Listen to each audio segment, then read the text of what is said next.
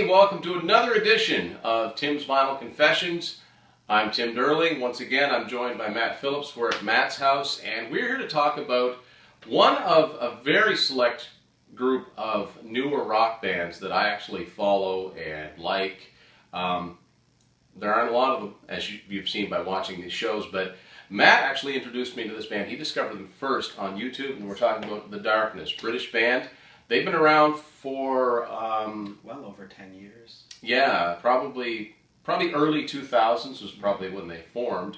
And if you've never heard them before, the way I've always kind of in my head heard them is kind of a cross between AC/DC and Queen, which might sound odd, but they've got the backbeat of just a regular hard rock band, and then their lead singer, who's also their lead guitarist, I think he does the leads, or most of them anyway, Justin Hawkins, has this ridiculously high voice. He sings in this falsetto, which is sort of reminiscent of Freddie Mercury, very over the top, an acquired taste, perhaps, but great band. They write great songs, and even though they've been around that long, they actually only have 4 albums, so we're here to talk about what we've got. There is a little bit of vinyl here, so qualified being on Tim's Vinyl Confessions.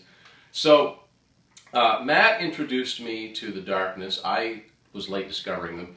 He showed me a video for one of their early videos called Get Your Hands Off My Woman, and it started off, and I'm like, yeah, this is really good. And then Justin started singing, and it was like, whoa, what is that? It took me a while, but after a while, I kind of got on board, and of course, we'll start in with their first album, which I think remains their most successful album. This is Permission to Land. This came out in 2003 on Atlantic Records. I think that Matt and I have the exact same version. That's what the back cover looks like. This was a pretty successful album, a band very much out of time in the scene in the early 2000s, because they basically are just a rock band. They're not post-grunge, they're not alternative, they're not, I don't know how else you describe it. They're not like a Nickelback sound alike. They're a good, fun, melodic rock band who can really write some good songs. I also want to show you the CD itself, because it does kind of look like the classic Atlantic logo. And this album did very well. The biggest known song, probably their calling card song, is I Believe in a Thing Called Love. And that was the song that I would hear over and over again, and after a while I'm like, okay, I gotta get this album. Neither of us had this first album on vinyl. And the band consists of Justin Hawkins on lead vocals, and I think lead guitar. His brother Dan Hawkins on guitar. He probably plays some leads too. Bass player is Frankie Poulan. And drummer was, who was the drummer of the first album? Ed Graham? Ed Graham was the original drummer. So they've had a few lineup changes. And the second album came out in late 2005, One Way Ticket. Now, I'll show you. This, I've seen this on vinyl, and it looks really cool. To Hell and Back. Yeah, I'll do the whole, this is what it would look like. One Way Ticket to Hell and Back. And this album is probably, this is the most logical thing that a band like The Darkness could have done. It was produced by Roy Thomas Baker. So, if they sounded a little bit like Queen before, there are some songs on here where they really bring it, like English Country Garden. It's got some fantastic songs on it. The title song, One Way Ticket, is really good. This album, I mean, by virtue, if you know anything about Queen, if you know anything about Roy Thomas Baker, any album he's been involved with, it's always do whatever you want to do, be bombastic, go all out, all the bells and whistles that you could imagine. If you've got a crazy idea, let's record it. And it wasn't as successful as the first album. Nowadays, most fans of music, they're very fickle anyway. They're like, well, I liked them last year. But it's a really good album. It's really strong. I don't know. It's still my favorite record by them. It also came with this little thing for downloading ringtones, which that's kind of a pet peeve of mine. It got to an age where albums weren't certified gold or platinum anymore, but ringtones were. So that's the only other little piece of that I have a One Way Ticket single. Yes, and this is as good a place as any to talk about one of my pet peeves, being a fan of The Darkness. The B-side of this single is called Lanker. They have, it's a very English thing, it's a very European thing. The Darkness probably have at least an album's worth of B-sides and extra songs, which have never properly been compiled. It's such a British thing, I think. It's very British. Def Leppard, Iron Maiden. I mean, Metallica are American, but they were very influenced by, new wave of British heavy metal, so they did it too. It was extra songs. And after that album, also I should mention, they had a different bass player. Right. On the second album. His name was Richie Edwards. And after that album came out, I don't think it was very long that the band splintered.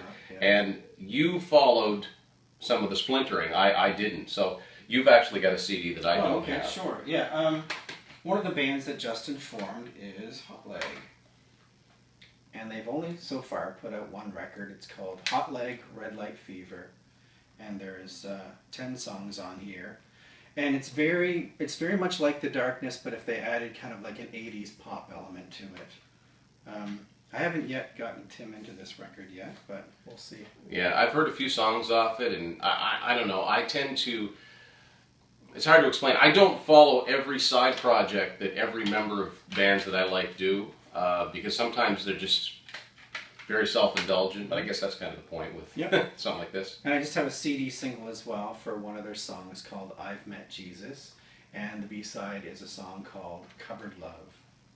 Very English titles, too. Oh, yeah. This was a side project for Justin. There was no members of The Darkness. And none of them really carried over to the band. And the rest of the band, what they called Stone Gods? They put out an album under the Stone Gods. Was heavier. And the guy you were talking about, Richie Edwards. Richie Edwards was actually the frontman of the band. I'd like to find the record. It's not really definitely my style of music, but I'd like to find it. It's really hard to find now on eBay. It goes for quite a bit of money. So after that, I was kind of, and Matt brought it to my attention, they reunited a long time, like 2012, and put out a new album. So the third Darkness album, I love this album cover, Hotcakes. Another good argument for having things on vinyl. We've got two different versions. The version that I have in my hand, it's a Canadian version. It's got 11 tracks on it, and it comes in the standard jewel case. Matt's got a deluxe edition, which has an additional 4 songs. Some of them are acoustic songs, but some of them are totally different songs. Fold out of the CD looks like this, and by this time they reunited with their original lineup. So it's Justin and Dan Hawkins, Frankie Pulaine, and Ed Graham on Hotcakes. So I think this is the one and only time where our Darkness CDs actually look different.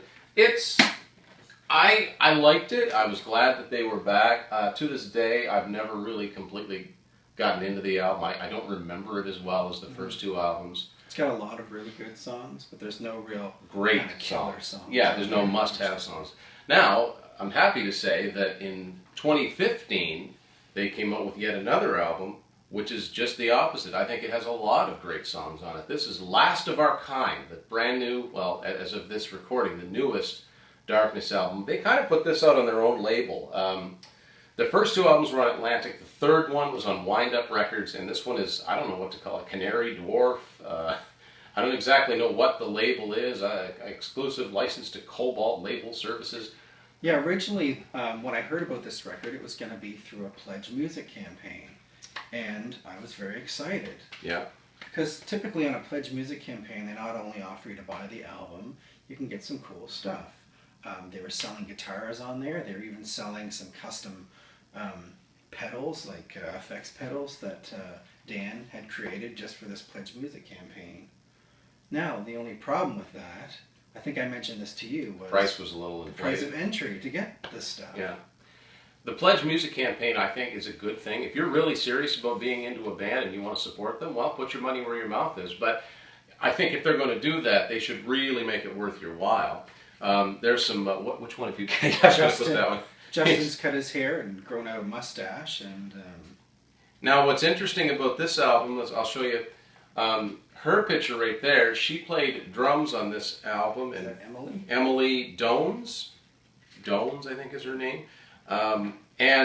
Since this album was recorded, now this is cool too. Since this album was recorded, I think she's more of a session drummer, a studio drummer. Mm-hmm. She's left the group. Plays really well. This is a good album. We'll get into that in a second. But they have since replaced her on drums because Ed Graham is long gone. Yeah. With Rufus, Taylor. Now, Rufus Taylor is the son of Queen's Roger Taylor, so it's a logical progression, much like Zach Starkey joining Oasis. They were so influenced by the Beatles. This is a logical thing. But it's a good album. It's got a lot of great songs on it. Much better, in my opinion, than Hotcakes. And I think it's sort of a loose concept album about Vikings, if I'm not mistaken. It's got everything. Even the bass player, Frankie, sings the last song on here, Conquerors, which is a ballad, which is really good. And Matt and I both have Last of Our Kind on vinyl. So this is the one piece of vinyl you'll see here, which is, it looks exactly like the front and back of the CD. It says a sticker on it says includes limited edition colored vinyl, download code. And Matt's about to do something which he's a braver man than I. We are about to... I think I'll do something for you. Yeah, I've always wanted to take a look at some of this colored vinyl stuff. And I think I'm going to crack this sucker open. Unboxing The Darkness, Last of Our Kind, live on TVC. He is a better man than I, because I've never ever wanted to open any of my new vinyl, although I've got quite a bit of it. But here we go. All right. So first thing we notice, it comes with a little download code, which I won't show on here, but essentially there's your download code for the record. So if you didn't buy the CD and you still want to listen to it. And those are the lyrics and credits. Now, those look, they've got like the astrological signs that are inside of the CD, although the lyrics are different. They're handwritten, which is something that you don't see inside the CD, so that's very cool. But the main reason that Matt, I think, wanted to open this was to see the vinyl itself. So, wow, we've got ourselves some static cling here. Major static cling and some that is some thick vinyl. Green vinyl. So just like a lot of records that I've talked about on TVC, one side just has a single picture on it. Def Leppard Hysteria comes to mind, and this has this side and that side. Although I think side A, side B. You're going to really be able to tell what this is. Yeah. So I have this, heavy vinyl. but thanks to Matt, I don't need to open mine to see what's in it. Wow. Very cool. It's just so cool to see a 2015 album on vinyl. And some of you out there might have thought that The Darkness came out with that one album and then went away. They did go away for a while, but they've got 4 albums, all of which you're checking out. Even Hotcakes is good. It's got its moments. And, it's a shame we didn't have more of the vinyl to show you. But basically just wanted to bring you up to speed on The Darkness. And so thanks for watching Tim's Vinyl Confessions. Once again, Matt was good enough to design this shirt for me. If you would like to get your hands on one of these, I'm looking to reach 100 likes on my Tim's Vinyl Confessions Facebook page. So like it, share it with anyone you know that's into classic rock. We'll try to get the ball rolling on this. And once I hit 100 likes, I'll do it the old-fashioned way. I'll put 100 names in a box. Pick 5, as long as you live in North America. I can't really afford worldwide shipping, but that shouldn't be an issue. And I'll be sending you one of these shirts. They're all extra large. They're really cool shirts, as you can see. And yeah, you could have one. Wear it proudly. So thanks again to Matt for hosting this episode of Tim's Vinyl Confessions, and we'll be seeing you.